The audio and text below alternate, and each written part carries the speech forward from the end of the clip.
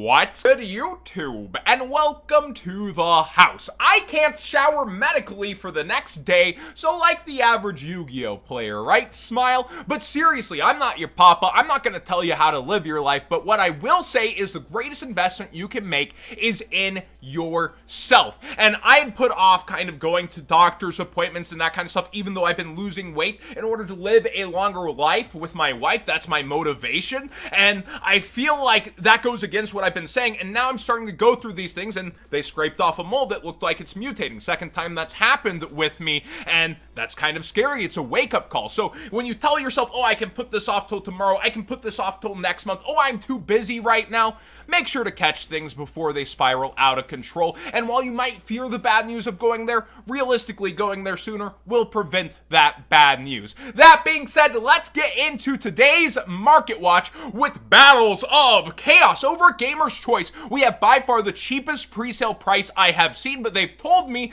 this might only be through part way tomorrow, and they have a super limited number of cases of this to sell. So you might want to use code WhatsGood5 for 5% off and to support the channel directly for the cards you'd already be buying to knock this down to just $55.02 a box. The best deal I've seen, but again, a super limited time deal from them. Gamer's Choice is looking at this set and wondering how's it going to go, and I agree, it feels like a DM era-esque Dawn of Majesty. Where's the solid value? Yet, we still have, what, 9 to 10 cards left in the OCG to reveal for this set? I've kind of lost count with how they've started to slowly give them out. The Dark Charmer is coming, which we knew it would be for a while, but here it lands. And then we also look through that there's a new world premiere theme, and then whatever OCG imports they're going to throw into this set. But I do agree, it's kind of head-scratching, like, is the actual collector value in the set what's going to sell? What will the Starlights be? The Starlight spread is where Dawn of Majesty really failed us, right? Like,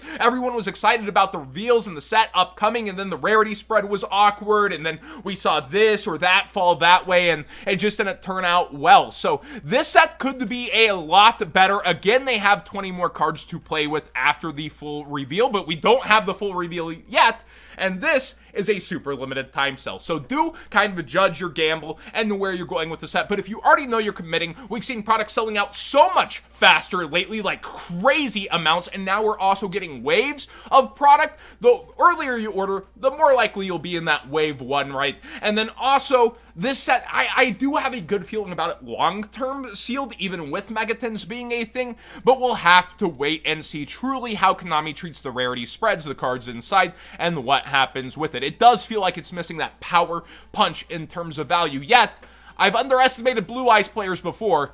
Never again. Fantastical Dragon Phantasme is going up and lower in quantities for a ton of even the lower rarity versions, and we pretty much know everybody plans to make Verte in the future formats if they don't hard draw that Destiny Fusion, meaning sometimes this will be dead and useless in the hand. But looking through the secret rares, it's been nothing but going up. The Unlims at 40, and the first editions, I believe, are near $60, which is pretty insane. But when you think about this card's history and that this is max rarity, and Savage Strike is such a hard, set to end up getting, especially first edition. It did have its unlimited wave, but even the special edition skyrocketed in price back in the day. It starts to make a little more sense.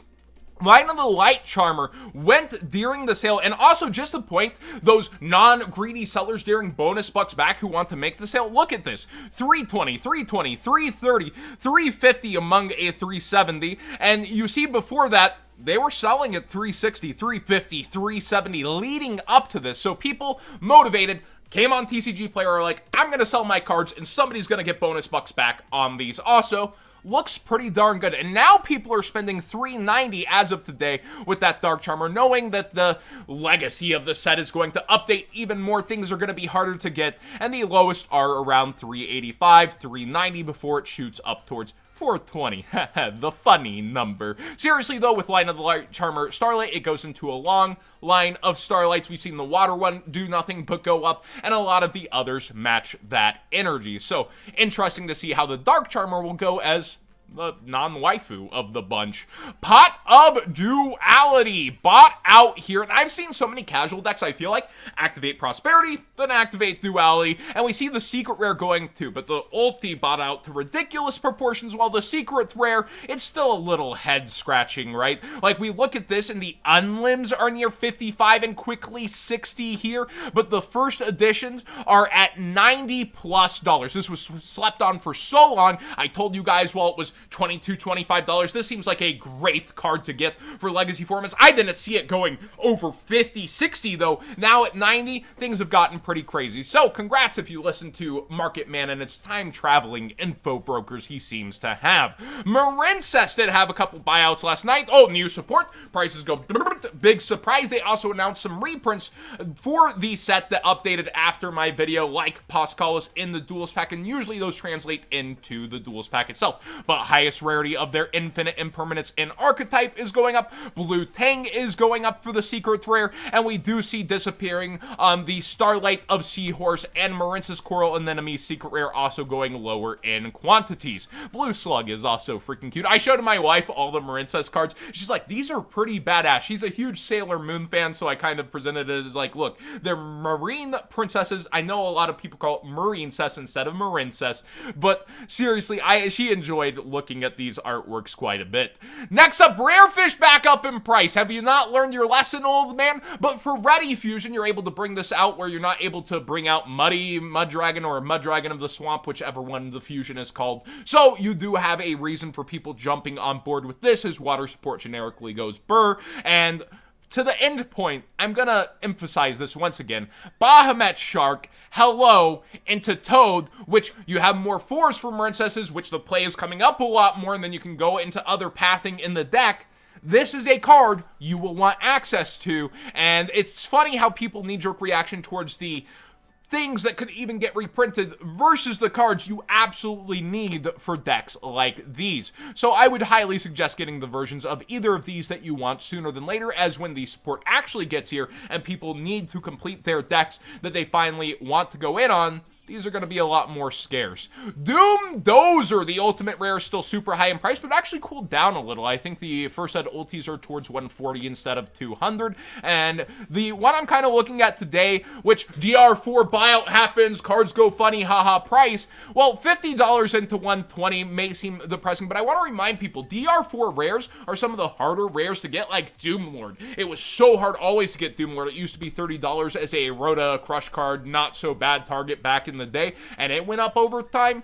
I get the kind of casual flex for the rare version, even though this was originally printed in rare. I do find those tastes to be kind of memorable and funny. But yeah, the ultimate rare is probably considered the highest rarity. The unlims floating back down towards the 60-ish range is nice, but everybody for a max-in collectible usually wants first edition, which ends up being around, yeah, 140 before 150. So it has cooled off quite a bit, with realistic sellers wanting to make their sales now. Utopic FZero only has 88 listings. I remember seeing this at 120 listings, 109 listings, down into the 90s, and now it's starting to go further. A lot of Phantom Knight players plan to make this also update. I was right about the Super Poly target aspect, according to you guys, and the specific boards are being able to, you know, slurp this with the Destiny Hero because it's a light and then a dark warrior, or being able to take down a FZero and other warriors on other certain boards. So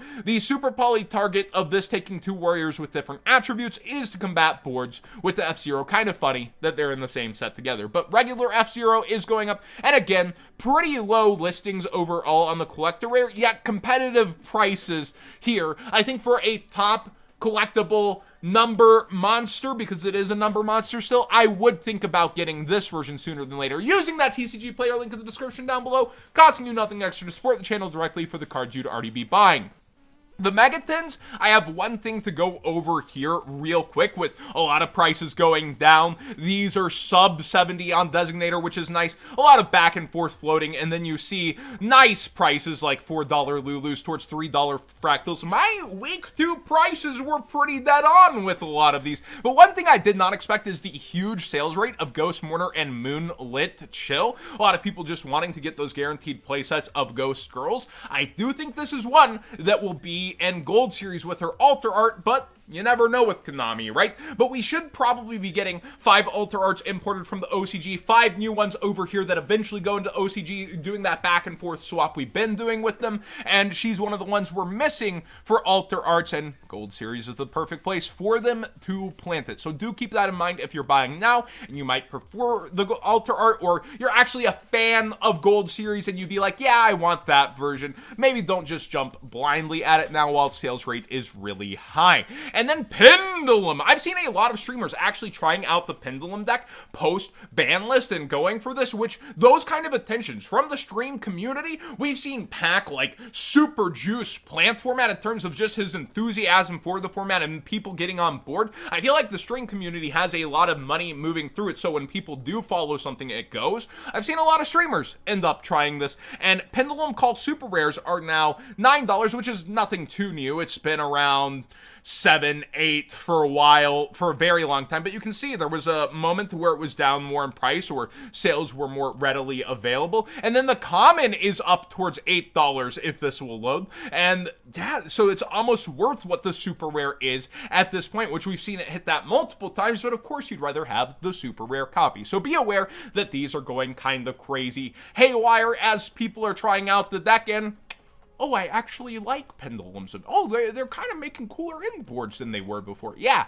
it's not the most terrible deck, even if you're screaming into the void about it.